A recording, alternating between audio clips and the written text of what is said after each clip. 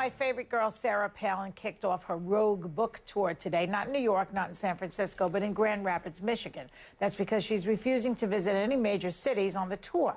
Yesterday, she told Rush Limbaugh that, quote, she's not trying to reach the liberal elites in this country, just everyday, hardworking Americans. Excuse me? I mean, that really ticks me off. With me now to discuss is Naomi Klein, a contributor to Going Rouge, an American Nightmare, out this week, and Anna Marie Cox, national correspondent and host of the Inside Story on Air America. Naomi, welcome, ladies, to the show. Thank you. She's basically saying that hardworking Americans don't live in the cities. And is that the implication here? I think that's pretty much it, yeah. And doesn't that eliminate about 100 million people? It's kind of stupid. Yeah, but it's also just typical campaign rhetoric. And this whole book tour is very bizarrely like a presidential campaign, right? She's got the bus and she's doing these campaign-style stops. So she seems to be running for president of nothing. And I think she can win. I actually think she's got a chance. Let's listen to what she said when Barbara Walters asked her about Obama. On a scale of 1 to 10, 10 being the best, where do you rate Barack Obama? A 4. A 4. I think there are a lot of decisions being made that I and probably the majority of Americans are not impressed with. If you were president, what would you do about unemployment? I'd start cutting taxes and allowing our small businesses to keep more of what they're earning, more of what they're producing, more of what they own and earn, so that they can start reinvesting in their businesses and expand and hire more people, not punishing them by forcing health care reform down their throats, by forcing an energy policy down their throats that ultimately will tax them more and cost them more to stay in business. Those are back-assward ways of trying to fix the economy. Hey, Anna Marie. Hi. Back-asswards, huh?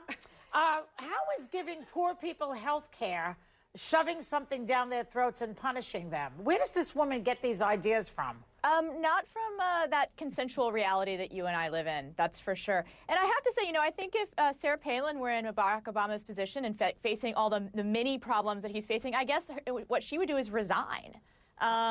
You know, she doesn't seem up to facing the challenges of a relatively easy-to-run state with a small population, so I really don't think she's in a place to judge how well Barack Obama is. She is a quitter. She's a quitter.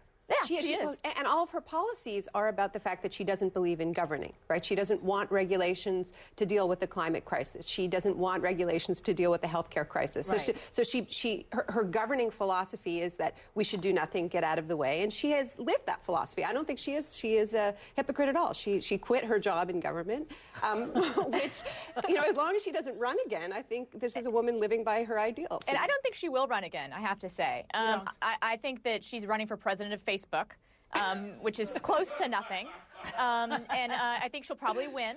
But I can't think that anyone who writes a book like she's just written is serious about running for president or governing, like Naomi says. Well, does it concern either of you that she said she would rule out Glenn Beck as a potential running mate? I guess Howdy Doody's not available. I was saying, like, I kind of love that pairing. It's sort of like the Rocky and Bullwinkle ticket, you know, like in Fantasyland. That sounds fantastic. Neither of them could actually get any votes. No one would work for either of them. Who would work for someone like Sarah Palin, who's written a book bashing staffers?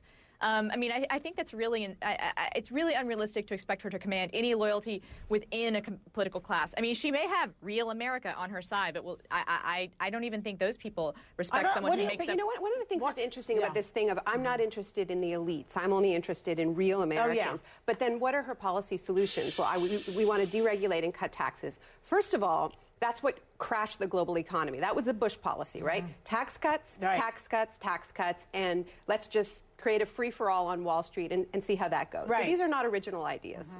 But they really do help some Americans, and they are the elites. They are the elites of the elites who really do benefit when you cut their taxes and you take away all regulations. That's how you make a lot of money on Wall Street. So she you know, this is an old trick. Bush used it as well, playing the sort of populist card, but serving that top 1%. But it seems to be it gains ground very quickly, that type of rhetoric. You know, rhetoric I think does. Obama, you know, I think Obama shares some of the responsibility for that because people in this country really are angry.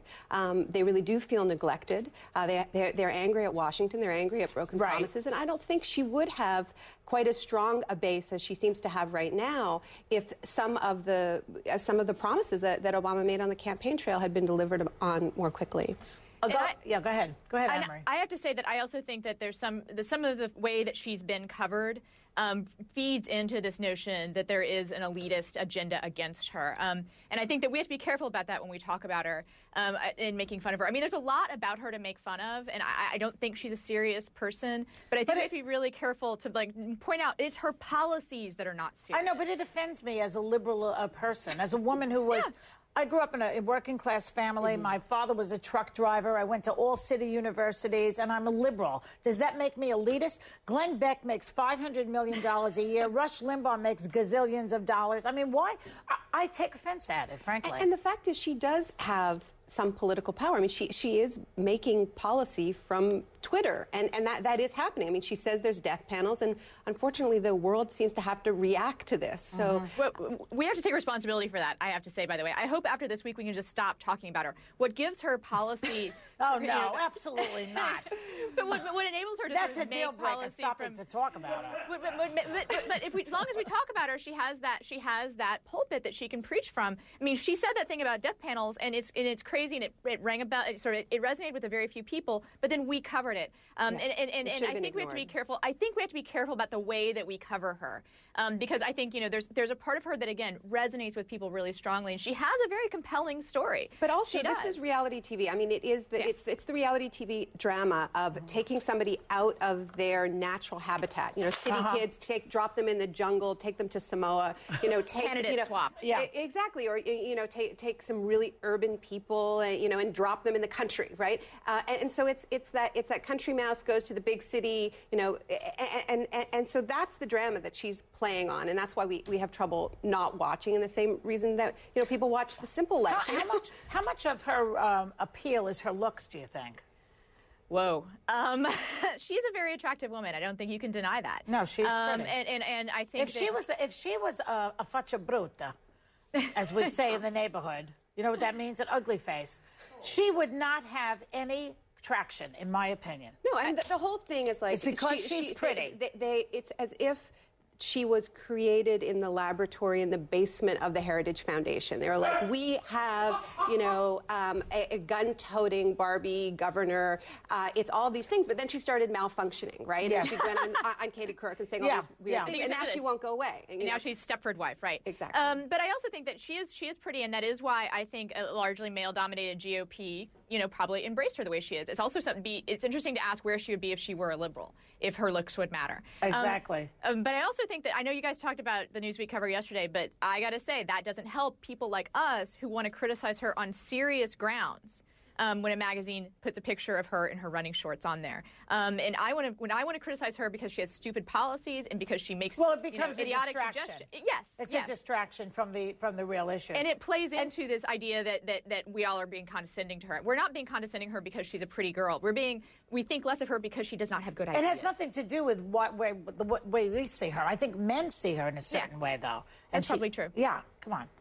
Let's be real here. A very liberal man who shall remain nameless, a Hollywood liberal, no less, said to me, the reason why people are attracted to her is because she'd watch the game with you and cook you dinner afterwards. And go hunt and kill the moose, too. All right, Naomi, Anna-Marie, thank you. Are terror trials in New York a good idea? Former Governor George Pataki joins me next to discuss. And don't forget to get this book, which I think they said something about it.